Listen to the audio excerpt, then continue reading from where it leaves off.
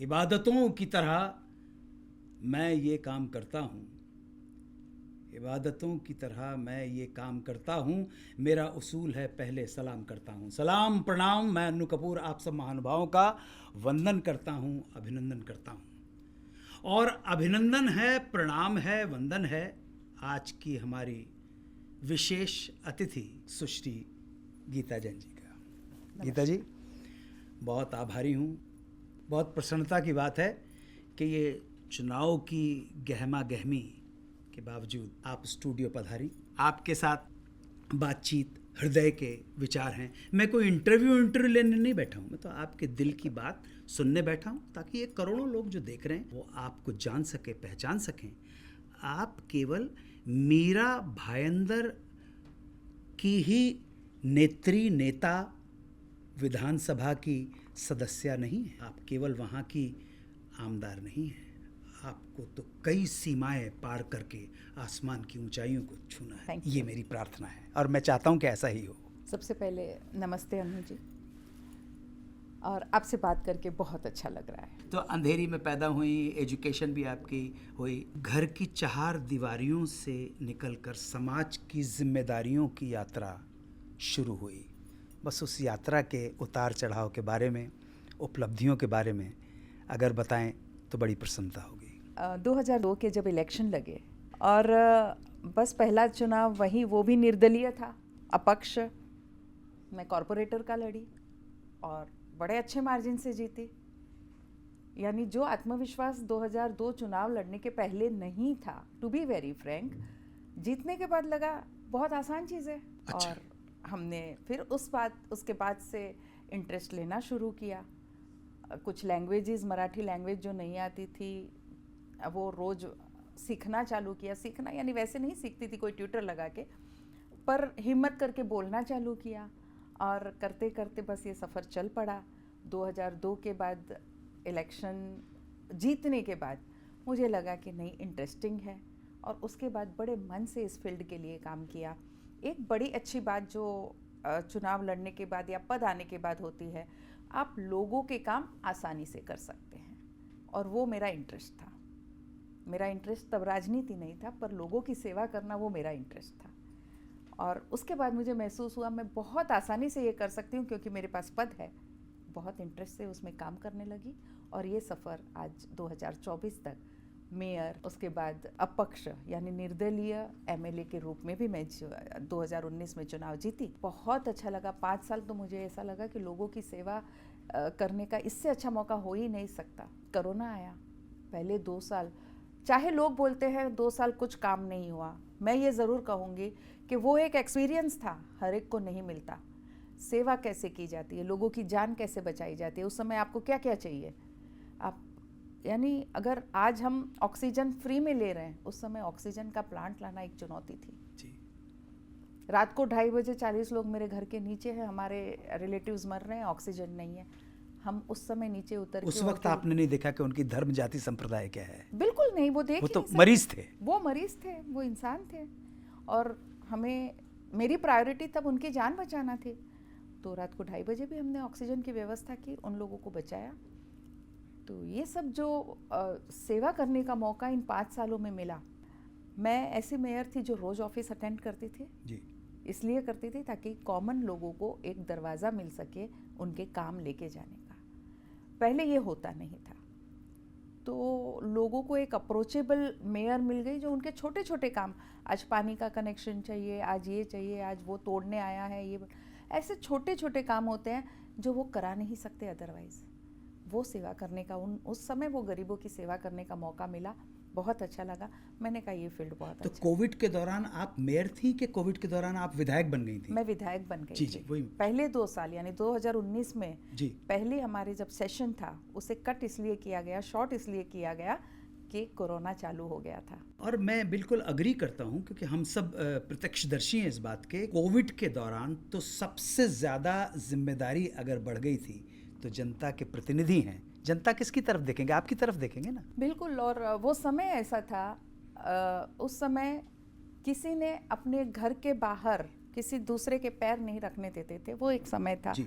उस समय quarantine centre की ज़रूरत महसूस होने लगी। हमने एक दो बिल्डिंग ट्राई भी करी। तो उस समय वो थोड़ा सा शहर के बाहर वैसे थी तो ट्राई करी, लेकिन वहाँ के लोगों ने वहाँ क्वारंटाइन सेंटर नहीं होने दिया। संयोग ऐसा था कि हमारे 1200 फ्लैट बन के रेडी थे, उसी के सामने मेरा घर है। तो मैंने कहा कि मैं देती हूँ 1200 फ्लैट क्वारंटाइन सेंटर के लिए, और सामने ही मेरा घर है, तो लोगों को डर नहीं लगेगा कि जब एक विधायक अपने सामने की बिल्डिंग दे रही है तब तो बहुत ठीक है। लेकिन उस समय भी काफ़ी मोर्चे आए, आजू बाजू जो लोग रहते थे उनको बहुत ऑब्जेक्शन था कि यहाँ क्वारंटाइन सेंटर नहीं होना चाहिए, आप अपनी बिल्डिंग कैसे दे सकते हैं। और पर फिर भी जैसे तैसे वो क्वारंटाइन सेंटर हुआ, आपने मैनेज किया और भगवान की दया से बहुत अच्छी तरह से वो क्वारंटाइन सेंटर के लिए कोई पत्रकार रह के गए थे, साउथ से थे, उन्होंने बाकायदा कॉलम में अपने लिखा कि ऐसी व्यवस्था पूरे भारत में कहीं नहीं होगी जो मीरा भाईंदर के क्वारंटाइन सेंटर में हुई। You are a leader, you are a political personality. घर और बाहर को मैनेज कैसे करना है? 2 बेटी है मेरी जी। और हस्बैंड ने भी इस बारे में बहुत मुझे अच्छा सपोर्ट दिया। मेरे फैमिली में सभी ने इस बारे में बहुत अच्छा सपोर्ट किया। बहुत ज़्यादा मेहनत मुझे इसलिए नहीं करनी पड़ी कि जो पॉलिटिकल जीवन क्या होता है उसका अनुभव मेरे हस्बैंड को मेरे फादर इन लॉ की वजह से था। सो ही न्यू कि मैं रात को 2 बजे 1 बजे भी घर आ सकती हूँ, और बिल्कुल वो एक स्मूथ ये रहा। बच्चों के मामले में बेटियों ने भी इस मामले में बड़ा सपोर्ट किया।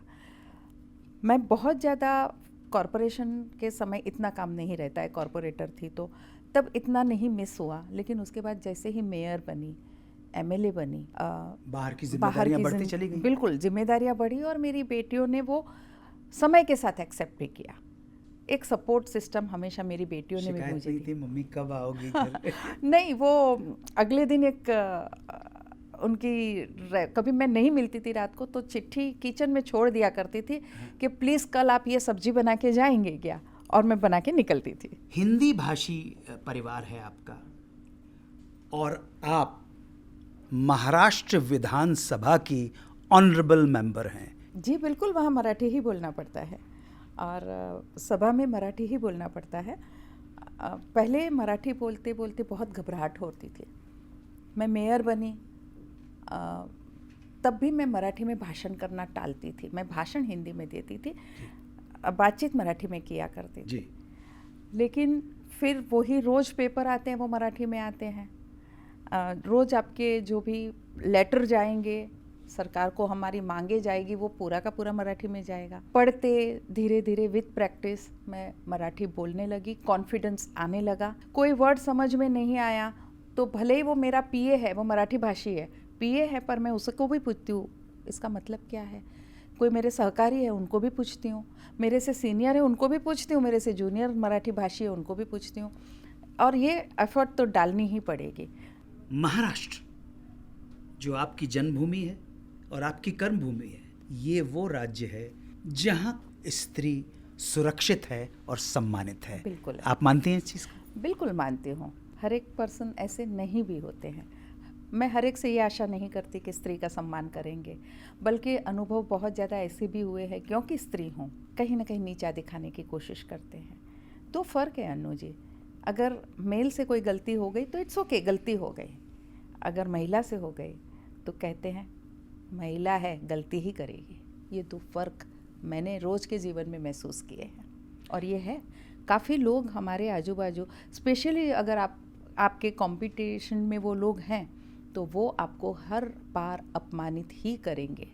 अभी भी आपको लेके आपके विरोधियों का एटीट्यूड ये है, और हर विरोधी का शायद यही एटीट्यूड होगा, आपका क्रेडिट वो लेना चाहते हैं। राजकारण में ये बहुत कॉमन चीज़ है। हर एक चीज़ का क्रेडिट जो हम करते हैं वो दूसरे लेना चाहते हैं, तो ये राजकारण में बहुत कॉमन चीज़ है। पर मुझे जनता पे विश्वास है। देखिए, एक निर्दलीय एमएलए जनता के समर्थन से ही चुन के आते हैं। निर्दलीय होने के बाद आपके ऊपर जनता ने ऐसा क्या हुआ कि एक टाइटल दिया आपको, और वो टाइटल था हिंदू शेरनी। कुछ ऐसी घटना हमारे शहर में हुई थी कि मुझे हिंदू धर्म के लिए खड़ा रहना पड़ा। 22 जनवरी शोभा यात्रा निकल रही थी, पत्थरबाजी शुरू हुई और पत्थरबाजी के सामने उस दिन जवाब लेके मैं उस पत्थरबाजी के बिल्कुल सेंटर में खड़ी थी। सो कॉल्ड काफ़ी नेता आए, चले गए, पत्थर लगेगा उस डर से, और मैं खड़ी थी ईंट का जवाब पत्थर से देने के लिए। तो उस समय लोगों को लगा कि जो महिलाओं को अबला समझते हैं, अशक्त समझते हैं, डरपोक समझते हैं, वो महिला वहाँ हमारे लिए खड़े हैं, हिंदू धर्म के लिए खड़ी है। बस तभी से मैंने कहा एक अपक्ष की पूरा संगठन ही जनता होती है। जनता ने वो विरुद्ध दे दिया, हिंदू शेरनी। हाँ तो ठीक है, जनता ने दिया है ना। आपने तो कोई टैग नहीं लिया, आपने तो कोई पब्लिसिटी नहीं की, जनता ने आपको हिंदू शेरनी कहा। मैं एक बहुत छोटा सा 2 सेंटेंस कहना चाहूँगी। अहिंसा भी शस्त्र हो सकती है, गांधी जी ने प्रूव कर दिया। जैन हूँ, भगवान महावीर के सिद्धांतों पे चलती हूँ, तो उसी सिद्धांतों पे मैंने सामने पत्थर नहीं मारा था, उन्होंने मारा था। मैंने तो सिर्फ उनको नहीं मारने की अपील की थी। पर उसी पत्थरबाजी के, उसी जब बारिश हो रही थी पत्थरों की, वहाँ खड़े रह के मैंने अपील की थी, भाई पत्थर मत मारो, हमारी शोभा यात्रा निकल जाने दो। हम हिंदू धर्म के हैं, हमको यस मैं हिंदू हूँ, मैं जैन हूँ, मैं जैन और हिंदू को 2 बातों को अलग अलग नहीं समझती। तो जहाँ भगवान महावीर है वहाँ भगवान कृष्ण भी है। वाह वाह। बांसुरी के साथ सुदर्शन चक्र लिए खड़े हुए, तो वो प्रेरणा दे जाते हैं कि यस आपको लड़ना भी है, जहाँ जहाँ अधर्म है वहाँ वहाँ धर्म के लिए लड़ना है, और मैंने वो किया। 2024 इसके आने से पहले और क्या क्या क्रिटिसिज्म झेलना पड़ रहा है? मेट्रो के बारे में बड़े आरोप लग रहे हैं कि मेट्रो हम लाए हैं। देखिए, एक तो जैन, दूसरी महिला। हमारे संस्कार ये होते हैं कि अब जैनों को जानते हैं, कितना भी दान करे वो बताते नहीं, किसी के लिए कुछ करे वो नहीं बताना, ये हमारे संस्कार है। मेरे स्वभाव में वही था। बहुत सारा मैंने किया, मेरी वजह से हुआ, मेरे संस्कारों में भी नहीं है। तो मैंने बहुत शांति से मैं अपना काम किए जा रही हूँ, और मुझे पता है कि जनता को ये पक्का विश्वास है कि हमने जिसको चुन के दिया है वो काम ज़रूर कर रही है। लेकिन कभी कभी गलत नरेटिव सेट करने में कोई कामयाबी किसी को शायद मिल जाती है। कोशिश करते हैं गलत नरेटिव सेट करने की। अब हम ही भाग्य विधाता हैं, जो हम ही भाग्य विधाता हैं उनको ये नहीं पता कि जनता ने आपको जवाब दे दिया है 2019 में कि आप भाग्य विधाता नहीं हो। ऐसा कैसे लिखने की हिम्मत कैसे हो जाती है? मैंने किसी बहुत बड़े आदमी ने ये कहा है कि जो अज्ञानी होते हैं और जो मूर्ख होते हैं उनके कहने पे आप कभी गौर मत कीजिएगा, आपकी एनर्जी वेस्ट होगी। वो कुछ भी हिम्मत कर ले, मैं उसे बहुत ज़्यादा अहमियत ही नहीं देती। तो ये मेट्रो कब तक आ जाएगी पूरा? अभी काफ़ी तक तो आ चुकी है। देखिए, कभी कभी कुछ काम बहुत छोटे से रीज़न से भी रह जाते हैं। हमारे यहाँ मेट्रो की एक सीढ़ी उतरती है, वहाँ भाग्य विधाता की एक छोटी सी ज़मीन है, वो वहाँ काम होने नहीं दे रहे हैं। हमारे यहाँ पानी का जो बहुत बड़ा प्रोजेक्ट सूर्या का आ रहा है, जिससे पूरे शहर की प्यास बुझेगी। चेनाब के वहाँ एक उसके लिए ESR यानी टाँकी बन रही है, वहाँ जाने के रोड में भाग्य विधाता की थोड़ी सी ज़मीन है, वहाँ से वो ट्रक जाने नहीं दे रहे। हम उस सभी संघर्ष करते हुए, उन सभी प्रॉब्लम को हल करते हुए काम आगे बढ़ा रहे हैं। मेट्रो, बिल्कुल मेट्रो में हमारे पास ऐसी, ये तो एक मैंने कहा, छोटी मोटी बहुत वेस्ट में भी भाग्य विधाता की ज़मीन थी, काम वहाँ भी उन्होंने रुकवा दिया। भाग्य विधाता सो कॉल्ड भाग्य विधाता, सो कॉल्ड भाग्य विधाता नहीं, सेल्फ प्रोक्लेम्ड भाग्य विधाता, जो स्वयं को भाग्य विधाता घोषित कर दिया है। अब मैं भी घोषित कर दूं कि मैं भी भारत का 26वां प्रधानमंत्री होने वाला हूं। आप मेरी क्या बिगाड़ सकते हैं? आपको कुछ नहीं, घोषित करने का पूर्ण हमारी लोकशाही में अधिकार दिया है। बोलने का पूर्ण अधिकार है। तो ये सो कॉल्ड जो सेल्फ प्रोक्लेम्ड भाग्य विधाता है, तो ये पैसों से लदे हुए भी होंगे, तभी तो इतना सब कुछ है। यहाँ भी ज़मीन है, वो भी ज़मीन है, कुछ और भी। सर, मुझे सबसे पहले तो ये सीखना है कि हम बिल्कुल एक छोटी सी शॉप से इतने बड़े हम कैसे बन सकते हैं, ऐसा कौन सा बिजनेस है? बिजनेस हम भी करते हैं, हमारा घराना भी बिजनेस में है और मैंने बाकायदा हमारे कंस्ट्रक्शन बिजनेस की ऑफिस संभाली हुई है। सो ऐसा क्या मैंने कर दिया है? हम भी कर रहे हैं बिजनेस, मैंने कहा, लेकिन 15 साल में बिल्कुल जंप लगा के मेरे पास एक पद आया और पद आने के बाद अचानक से मेरी संपत्ति इतनी बढ़ गई, 1000 गुना। वो जादू की छड़ी मुझे जाननी है। वो जादू की छड़ी आपके पास हो नहीं सकती क्योंकि आप ईमानदार हैं। एग्जैक्टली, उस जादू की छड़ी का नाम बेईमानी है, भ्रष्टाचार है। 2024 के इलेक्शंस सर के ऊपर हैं, आपने इतना टाइम निकाला, क्या प्लानिंग है? देखिए, प्लानिंग इस शहर के विकास को और गति देने की है। हमारे यहाँ पानी आ रहा है, पानी की पाइपलाइन बिछ रही है। आपने कभी सुना हो कि मीरा भाईंदर जब नाम लिया जाता है तब सबसे पहले दिमाग में ये आता है, वहाँ घर लेने वाले इसलिए घर नहीं लेते कि वहाँ पानी नहीं है। पानी की समस्या का जिक्र आपने कर ही दिया है कि कैसे आप सॉल्व करने की कोशिश कर रही हैं, आप सेंटर से फंड्स लेके आई। तो मेट्रो और इंफ्रास्ट्रक्चर के बारे में क्या योजनाएं हैं? अगर आप उस पर प्रकाश डालें तो बहुत अच्छा होगा। देखिए, मेट्रो की बात करते हैं तब मैं वहाँ फिर ले जाऊंगी आपको जब मैं मेयर थी जी। तब वहाँ एक आंदोलन चला था कि हमें मेट्रो चाहिए। अधिकारियों से मीटिंग ली और उन्होंने कहा इतने छोटे शहर में मेट्रो की ज़रूरत नहीं है। बिल्कुल मुंबई से सटा हुआ शहर, मुंबई से लोग वहाँ आके बस रहे हैं तो उन्हें इंफ्रा तो देना है। तो उस समय मैं मेयरशिप में मैंने ये ठराव पास किया कि हमारे शहर में मेट्रो आएगी और मेट्रो आई, पास हुई। वो हमें वहाँ उस मीटिंग के बाद मैंने एज अ मेयर एक, हम ठराव बोलते हैं उसे, हम ऑर्डिनेंस जो आप पास करते हैं उसमें पास करें तो ही उस शहर में कुछ काम हो सकता है। उस समय मैंने ये पास किया, यहाँ मेट्रो आएगी। और बाकायदा जब फडणवीस जी, मेरे मेयरशिप के 2 महीने बाकी थे, फडणवीस जी आए, उन्होंने 2 बहुत महत्व के प्रोजेक्ट मेरे मेयरशिप के रहते उन्होंने जो अनाउंस किए। एक था मेट्रो मीरा भाईंदर में आएगी और उन्होंने बाकायदा ये कह के बोला कि आपके मेयर ने मांग की है, मेट्रो तो मुझे देनी पड़ेगी। दूसरा था सूर्या प्रोजेक्ट, जो सूर्या डैम से घोड़बंदर तक पानी आएगा, वो उसकी वजह से 218 MLD। ये 2 मेरे महत्व के जो मेरे ड्रीम थे एज अ मेयर मैं कर सके इस शहर के लिए। आज भी मुझे उसका बहुत आनंद है कि ऐसा सुंदर काम मैं एज अ मेयर कर सकी उस समय। और उसी काम को आज आगे लेके जाते हुए मेट्रो हम उत्तन तक आगे लेके जा रहे हैं, यानी शहर के एंड तक। पहले ये मेट्रो थी सिर्फ सुभाष चंद्र बोस मैदान तक, अब जा रही है वो दूसरे एंड तक, यानी उत्तन तक हम मेट्रो लेके जा रहे हैं। और पानी, जैसे मैंने कहा, पूरे शहर में पानी आ रहा है। अभी आपको भी पता है मैंने पैथोलॉजी किया है, यानी मरीज, हॉस्पिटल, ये बहुत करीब है मेरे। तो जब मैंने देखा कि कॉमन हॉस्पिटल तो बहुत सारी आ रही है, कैंसर की एक भी हॉस्पिटल पालघर से बैंड्रा तक कहीं नहीं है। वो एक बहुत सुंदर प्रोजेक्ट 137 करोड़ का रेडिएशन के साथ एक कैंसर हॉस्पिटल, वो प्रोजेक्ट मैंने मीरा भाईंदर में लाया। कहाँ है ये जगह, बताइए। मीरा भाईंदर में साईं बाबा नगर में ये प्रोजेक्ट आ रहा है 137 करोड़ का, टाटा जैसा सेम कैंसर का हॉस्पिटल। वाह, लवली लवली। गवर्नमेंट हॉस्पिटल जो अभी तक और कहीं हुआ नहीं है after Tata, so it is coming here.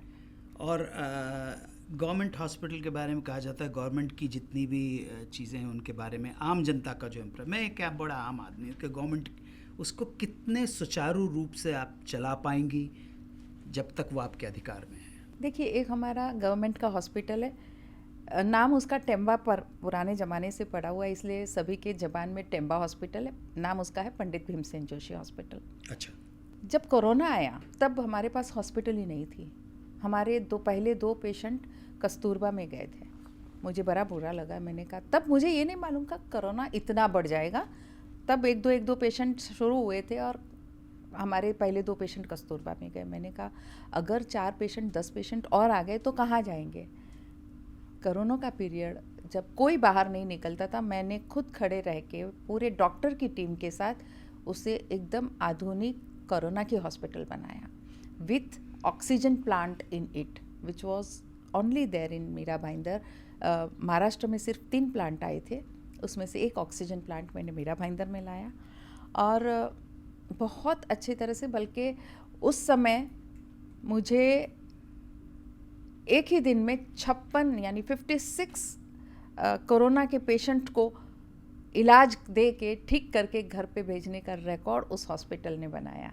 वाह। तो वो एक बहुत अच्छा, जब आप एक साइंस से जुड़े हुए हो और ऐसा जब काम जो आपके दिल के बहुत करीब है, आपके आइडियोलॉजी में है कि मुझे स्वास्थ्य पे काम करना है, मैं ये कर पाई, क्वारंटाइन सेंटर में कर पाई और बहुत सारी ऐसी सुविधा उस समय मैं दे पाई और it was a total new experience.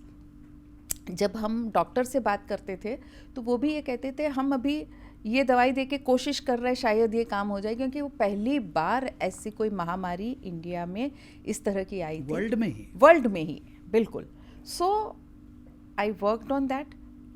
और ये हॉस्पिटल भी जो मैं टेम्बा कहती हूँ वो मेरे मेयरशिप में राज्य सरकार ने बना के दी थी, राज्य सरकार ने ये दिया था, यानी पहले वो छोटी सी थी, मेरे मेयरशिप में वो हॉस्पिटल राज्य सरकार ने हमें हैंड ओवर की। हम आज वो टेम्पा हॉस्पिटल छोटे मोटे ऑपरेशन और बहुत जल्दी वहाँ हार्ट के ऑपरेशन यानी कैथ लैब भी आ रही है। Everything of course it is coming gradually slowly. और ऐसे काम मैंने मेयरशिप में किए थे। I forgot to tell you, मुझे बेस्ट मेयर का अवार्ड दिया गया था। वाह वाह वाह वाह वाह वाह वाह वाह वाह। अरे ये और आई नो क्राइम भी काफ़ी उस हिसाब से महानगर है, उसको सिर्फ मीरा भाईंदर को ही दोषी नहीं ठहराया जा सकता, पूरा का पूरा हमारे देश के अंदर है। उससे निपटने के लिए कुछ आपके पास प्लान है, कुछ सोच है आपकी? ड्रग्स आजकल जो एक बहुत बड़ी समस्या हर कोने में, मैं तो कहूँगी ये वैश्विक समस्या बिल्कुल है। बिल्कुल सही है। वो हमारे मीरा भाईंदर में भी बहुत है और उससे लड़ने के लिए मैंने स्पेशली सीपी से 2 बार मीटिंग की। सर, हमारे मीरा भाईंदर शहर में एक भी हमारा बच्चा ड्रग एडिक्ट नहीं होना चाहिए। ये जो हमारे यंग पीढ़ी में ये जो दूषण लग रहा है, किसी देश को ख़त्म करना है तो उसकी जवान पीढ़ी को इस तरह के दूषण में डाल दो, ख़त्म हो जाएगा। और वही यहाँ आज अगर होने जा रहा है तो हम सबको सचेत होकर उसके सामने लड़त देनी चाहिए। उसके लिए मैंने अलग अलग कैंप्स किए। एक वहाँ हमें रिहेबिलिटेशन सेंटर की बहुत ज़रूरत है, वो मेरी मांग है सरकार से, अगले 5 साल में मुझे वो करना है। एक अच्छी उनके लिए हॉस्पिटल करनी है, इसलिए नहीं कि उनको ले जाके एडमिट करा दे, इसलिए कि जब वो बाहर आए तो वो दूसरों को कह सके कि आप ड्रग मत लीजिए जी। तो वैसी एक व्यवस्था मुझे वहाँ के लिए करनी है। आजकल जो अत्याचार हमारी बच्चियों पे हो रहे हैं, मैं उसके बहुत खिलाफ हूँ। आप मेरा अभी जो निर्दलीय का आप कहते क्यों, तो मैं रात को 2:30 बजे भी पुलिस स्टेशन जाती हूँ अगर ऐसी कोई बात मेरे सामने आ गई तो मैं रात को 2, 2:30, 3 बजे तक भी पुलिस स्टेशन जाती हूँ उस बच्चे को बचाने के लिए। और मेरा एक थप्पड़ मारने का वीडियो भी वायरल हुआ है। हाँ जी, वही मैं उसी पे आ रहा था। मेरे वो एक महिला को और उसके बच्चे को घिसट के घर से बाहर ला रहा था। बारिश की सीज़न थी, अगर घर इलीगल भी हो, वो तो लीगल था, लेकिन घर इलीगल भी हो तो आप बारिश में नहीं तोड़ सकते, बारिश में आप किसी को बेघर नहीं कर सकते। और उसने किया था कि वो महिला को खींच के बाहर ला रहा था, बस गुस्सा आ गया। ठीक है, महिला का अपमान तो मैं वैसे सहन नहीं कर सकती, अन्याय मैं वैसे सहन नहीं कर सकती। जैन हूँ, भगवान महावीर की अहिंसा को बिल्कुल मानती हूँ। क्राइम के बारे में आपने ड्रग्स से रिलेटेड क्राइम बता दिया, लैंड की बात भी हो गई थी, और कम्यूनल भी कुछ है वहाँ पर जिसके बारे में मुझे सुनने में आया है आपके बहुत ही जिस तरह उनके रेडिकल स्टेटमेंट होते हैं उसी तरह आपके रेडिकल स्टेटमेंट गए। उन्होंने कहा 15 मिनट, आपने कहा 15 ने को 5 मिनट। वो क्या था? देखिए अनु जी, कभी आप अपने आप को भी उधर खड़ा रह के देखिए। आपके धर्म का अपमान हो रहा है, आपकी ध्वजा को नीचे डाला रहा है, उस पर थूका जा रहा है, उसे लात मारी जा रही है। हर एक हिंदू को गुस्सा आएगा, बिल्कुल आएगा। एक हमारे है कलीग, उन्होंने और एक पत्रकार ने मुझे कहा कि उन्होंने तो 15 मिनट मांगे हैं। एक हमारे लोकल कलीग हैं, वो बोले वो तो 15 मिनट बोलते हैं, हम तो 10 ही मिनट बोलते हैं, हमें 10 मिनट दे दीजिए। मैंने कहा हमें तो 5 ही मिनट काफ़ी है, हमारी संख्या देखिए। ये रेडिकल स्टेटमेंट करने का मेरा वो मतलब नहीं था जिस तरह से उसे लिया गया। वो जो असामाजिक तत्व थे जिन्होंने ऐसा काम किया, उनको सज़ा देना है। उसका मतलब ये नहीं कि पूरी कौम मेरी दुश्मन है। हम बहुत शांति से रहते हैं। मैं जब एमएलए हूँ, मैं सबके लिए एमएलए हूँ, हिंदू के लिए, मुस्लिम के लिए, सिख के लिए, हमारे वहाँ काफ़ी सारी बस्ती क्रिश्चियंस भी हैं, उनके लिए। वहाँ मैं जाति धर्म को नहीं देखती। बात धर्म की आ जाए तो हाँ, मुझे मेरे धर्म के लिए सम्मान है और मैं चाहूँगी कि दूसरे भी मेरे धर्म का सम्मान करें और मैं भी दूसरे धर्म का सम्मान करूं, और जो अपमान करते हैं उनको सहन नहीं किया जा सकता। गीता हमें सिखाता है कि हमें जीना कैसे है। बिल्कुल। किसी पे अन्याय करना नहीं है, अन्याय सहन करना नहीं है। क्या बात है, वाह वाह। तो ये मैं बस ये चाहती हूँ कि हम सब एक दूसरे का सम्मान करें, धर्म का सम्मान करें, और जहाँ अपमान होता है वो तो सहन नहीं होगा भाई। बिल्कुल नहीं होना चाहिए, बिल्कुल नहीं होगा। देश का और अपने धर्म का मुझे लगता है कि किसी को भी अपमान नहीं करना चाहिए और ना सहन करना चाहिए। आपके जो विरोधी हैं, अपोनेंट्स हैं, वो तो कहते हैं आपने कुछ काम ही नहीं किया। मैंने अभी अपनी अपनी बातों में मैंने इतने सारे आपको मैंने मेरे किए हुए काम गिना दिए।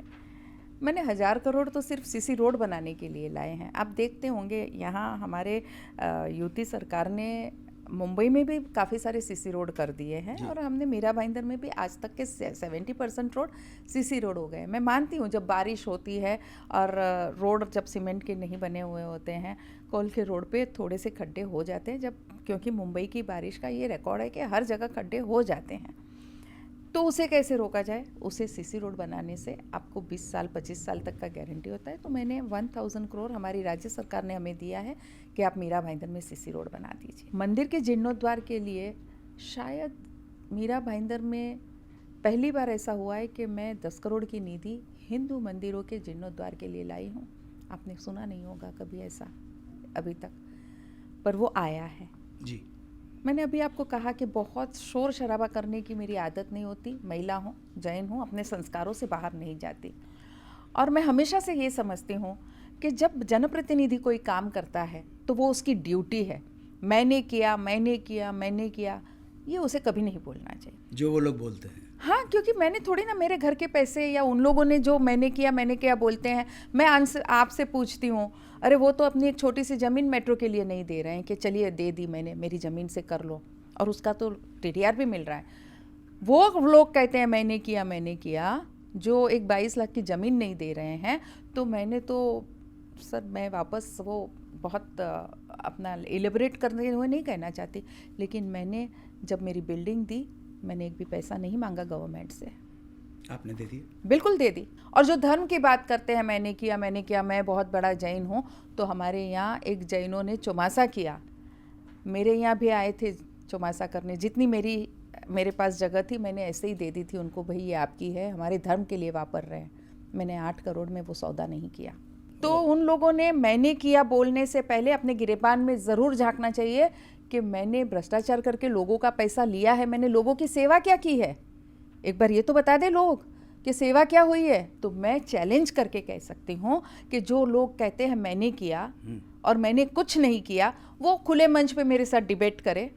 मेरा तो एक ही काम सर, वो बार बार बोलते मैंने 100 करोड़ लोन लाई और रोड बनाए। मैंने एक भी पैसा लोन नहीं लाई। जो भी लाया मैंने गवर्नमेंट से ग्रांट लाई, जो हमें वापस नहीं देना है। और यहाँ 2200 करोड़ के विकास के काम हो रहे हैं। आप जनता से झूठ नहीं बोल सकते, जनता की आंखें बंद नहीं है, उनको सब दिख रहा है, सब विकास दिख रहा है। तो ये बोल के बड़े खुश होते होंगे, वो सोच रहे होंगे हमने नैरेटिव सेट कर दिया, लेकिन हमारी जनता को पूरा विश्वास है, नहीं तो ऐसे ही निर्दलीय लोग चुन के नहीं आते। अब मैं आपको बताती हूँ हमारे मीरा भाईंदर में क्या क्या हुआ। एक 1000 करोड़ के सीसी रोड वो आके कर रहे हैं क्या।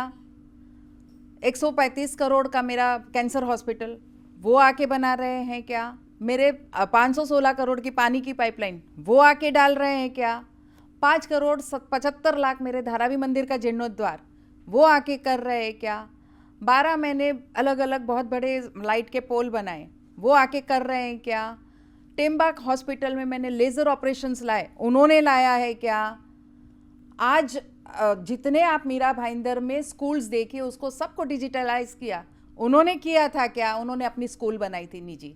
ऐसे इतने सारे काम अगर आप मुझे इजाज़त दे तो मैं लिस्ट बना लूँ। आप 15 मिनट देना पड़ेगा मुझे कि 15 मिनट तक मैं अपने काम गिनाते जाऊँ और आप थक जाएंगे अगर और सब छोटे बड़े गार्डन बनाना उसमें आ गया, स्कूल बनाना आ गया। पहली सीबीएसई स्कूल मैंने बनाई है, भवन इतने सारे, यूपी भवन मैंने अपनी ज़मीन पे बनाया है क्योंकि ये मेरा वायदा था और मैं जो बोलती हूँ वो पालती हूँ, और इसीलिए यूपी भवन मैंने अपनी ज़मीन पे अपने पैसों से बना रही हूँ। उन्होंने नहीं बनाया? उन्होंने नहीं, उन्होंने वायदे किए ना सब। उनके वायदे में तो आपको याद दिलाऊं, उन्होंने पानी का वायदा किया, इलेक्शन आ रहा था, पानी लाया, 1 ही महीने में वो पानी गायब भी हो गया। पानी नल से नहीं आ रहा था, लोगों की आंखों से आ रहा था। तो ऐसे तो बहुत से हमारे विरोधी बोलते रहते हैं, हमें आदत पड़ गई है, बल्कि वो जब जब बोलते हैं हमें और कुछ काम करने की इच्छा हो जाती है, और मुझे कोई उसकी परवाह नहीं है। और वो झूठ ही बोलते हैं और लोगों को पता है वो झूठ बोलते हैं, इसीलिए वो आपको जिता रहे। सबसे बड़ा अगर आपने सुना हो, टोल हट गया, न्यूज़ में है 3 दिन से, रोज ही टोल हट गया। 5 साल से हर बार हर सभा में मैंने ये कहा है कि हमारे वहाँ से टोल हटाइए, नहीं तो मुझे आपके विरुद्ध कोर्ट में जाना पड़ेगा। ये हिम्मत है क्या विरोधी में? मतलब जब मुंबई से जो भी कम्यूटर थाने एंटर कर रहे हैं, मतलब आपकी कॉन्स्टिट्यूंसी में जा रहे हैं, तो एक टोल प्लाजा था, वो सब बहुत बड़ा वहाँ प्रॉब्लम इसलिए था हाँ। कि टोल की वजह से आधा घंटे तक ट्रैफिक जाम, जी, तो वो ट्रैफिक जाम से हमें मुक्ति मिल गई। टोल 50 रुपए आने के, 50 रुपए जाने के, 100 रुपए के उस खर्चे से हमें मुक्ति मिल गई। कॉमन पीपल को वो भी मायने रखता है, पर हम सोचे तब ना कॉमन पीपल का। वो उन्होंने किया क्या, वो मैंने किया। उस टोल से प्रॉब्लम तीसरा भी था जो बहुत सारे लोग उस पर बोलते नहीं थे। गाड़ियाँ वहाँ खड़ी रहती थी, वहाँ हमारी बिल्डिंग है, उनको दमे के रोग हो रहे थे, अस्थमा के पेशेंट बढ़ते जा रहे थे because of the pollution. Half an hour car is just on one stop, एक ही जगह पे खड़ी है तो पॉल्यूशन तो होगा। तो वो उन्होंने किया क्या, तो मैंने बड़ा, मुझे कभी कभी उनके ये रवैये पे बड़ा हंसना आता है कि ठीक है आप 5 साल सत्ता में नहीं है, आप कुछ नहीं कर सकते, पर जो अच्छा किया उसको बोल तो सकते हैं आपने बहुत अच्छा किया, क्या तकलीफ है? आप उससे और अच्छा करने की कोशिश करिए। आप मेरी लाइन छोटी करने की कोशिश क्यों कर रहे हैं? अपनी बड़ी कीजिए। अभी 2024 का चुनाव, आचार संहिता जिसे कोड ऑफ कंडक्ट कहते हैं, वो हो गई है। सो अभी कितना प्रेशर है काम का? देखिए, बहुत सारे काम अभी भी मुझे लगता है बाकी है। हमारे यहाँ रीडेवलपमेंट एक बहुत बड़ी समस्या है।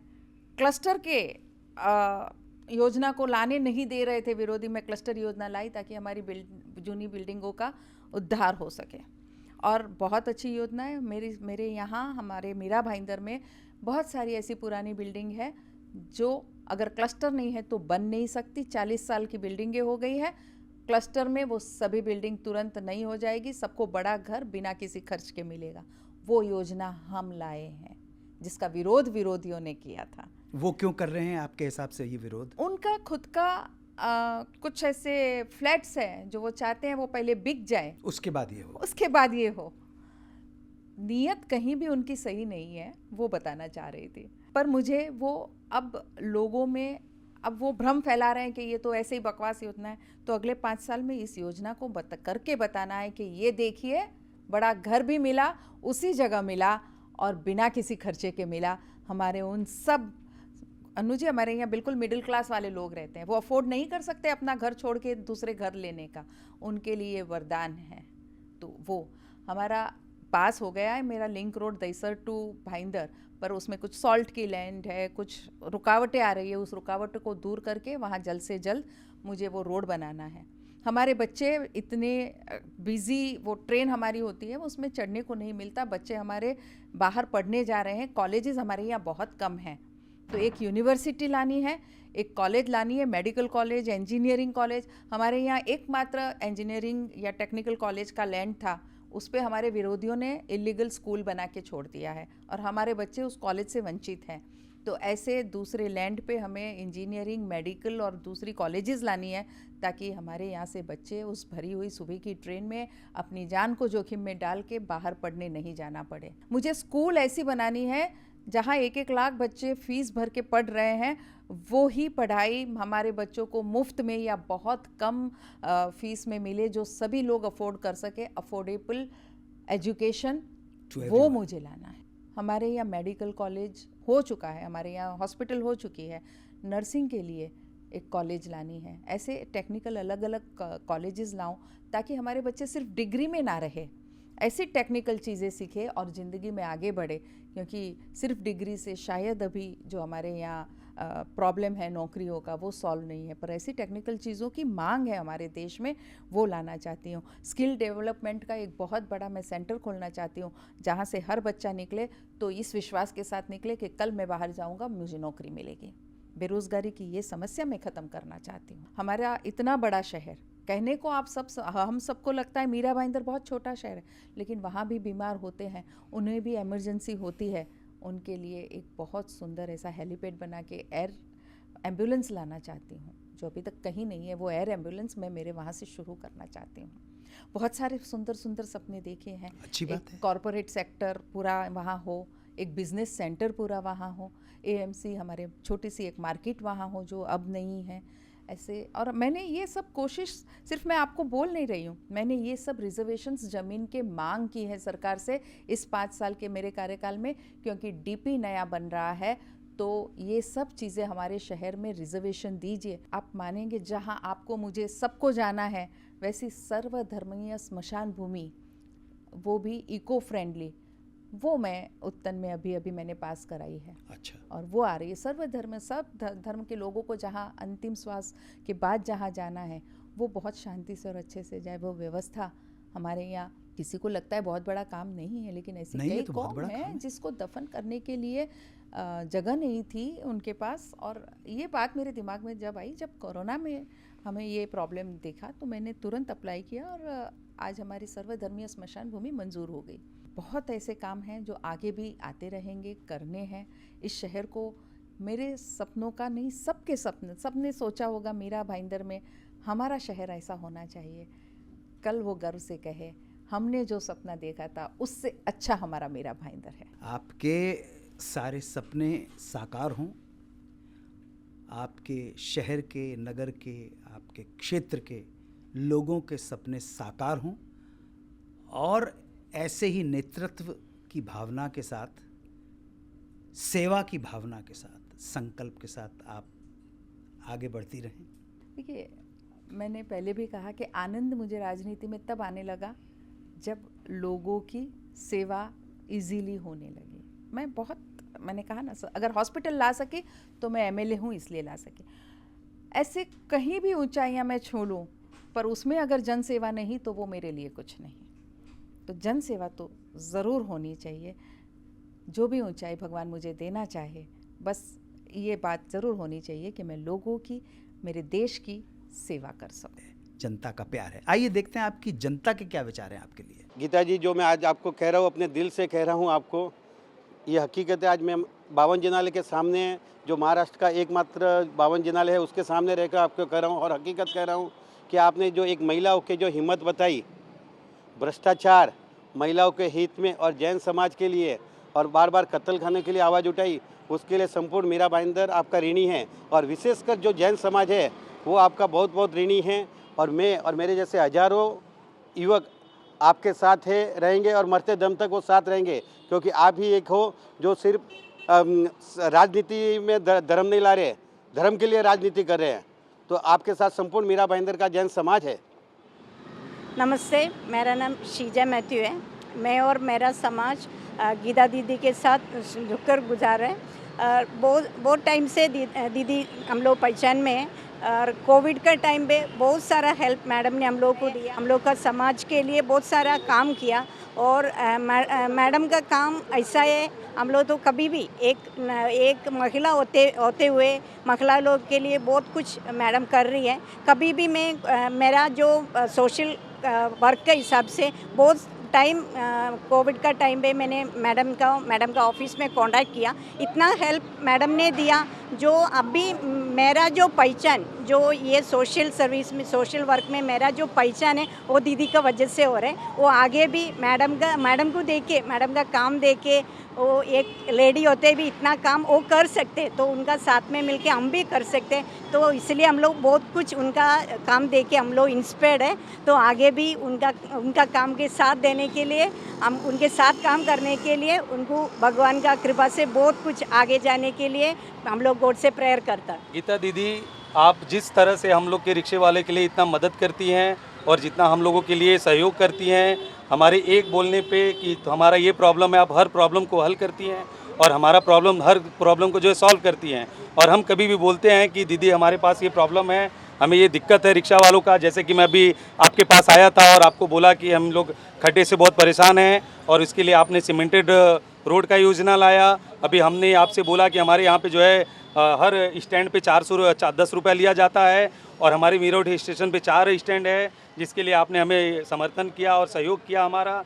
उसके लिए जो है कि हम लोग हमेशा आपके लिए खड़े हैं और हमारे साथ हमारी जितनी पूरी टीम, हमारा जितना पूरा रिक्शा यूनियन है, कम से कम हमारे रिक्शा यूनियन में कम से कम नहीं तो 1200 से 1500 लोग हैं और हम सब लोग आपके साथ ही रहेंगे और आपका पूरा जो है कि सहयोग करेंगे। और आप जो हमारे साथ इतना हमारे साथ मिल के रहती हैं, ऐसा लगता ही नहीं कि आप एक आमदार हैं।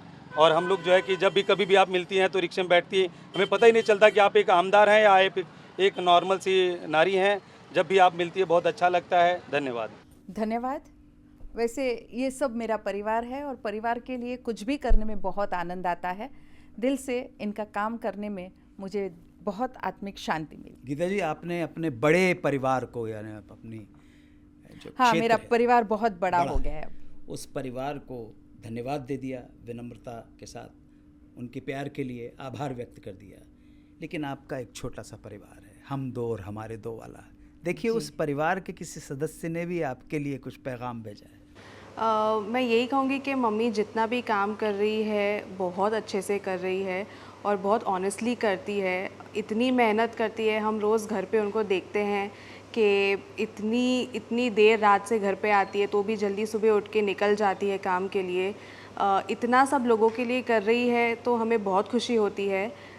इससे ज़्यादा मैं और हम पूरी फैमिली उनके सपोर्ट में है। वो जो भी करना चाहती है वो हम उनके सपोर्ट में हमेशा रहेंगे। एंड थैंक यू कि इतना काम होने के बावजूद भी इतने अच्छे से हमारा ख्याल रखती है। हमें घर में कुछ भी ज़रूरत होती है तो वो पहले आती है। हमें कुछ खाना रहता है तो वो पहले आगे आके बोलती है कि नहीं, मैं सुबह उठ के जल्दी से बना लूँगी। तो दीदी भी आती है, उनके बच्चे आते हैं और अब मेरी भी बच्ची हो गई है तो भी वो घर पे आके ऐसा रहेगी कि 10 मिनट तो हमको देगी, हमारा ध्यान रखेगी, हमको अच्छा फील कराएगी। तो we are always thankful to her and we are very happy and I am sure she will succeed. Sonam and Sneha, हम लोग हमेशा आपके साथ हैं, हमेशा आपके सपोर्ट में हैं। हम बहुत खुश हैं कि आप ये सब काम कर रहे हैं। We love you a lot and all the very best. Thank you Sonam, thank you Sneha. और यकीन मानो, आपके लिए करते हुए बहुत आनंद आता है। और वैसे ही आप समझते हो कि अब मम्मी का परिवार बहुत बड़ा है और आपने वो एक्सेप्ट किया, उसके लिए थैंक यू। और कुछ हृदय की बात, हृदय के उद्गार बोलने हो तो मंच आपका है। आप तो विशेष अतिथि हो, जो बोलना चाहिए। ठीक है, सबसे पहले तो मैं अनु जी आपको कहूँगी, आपसे बात करके बहुत अच्छा लगा।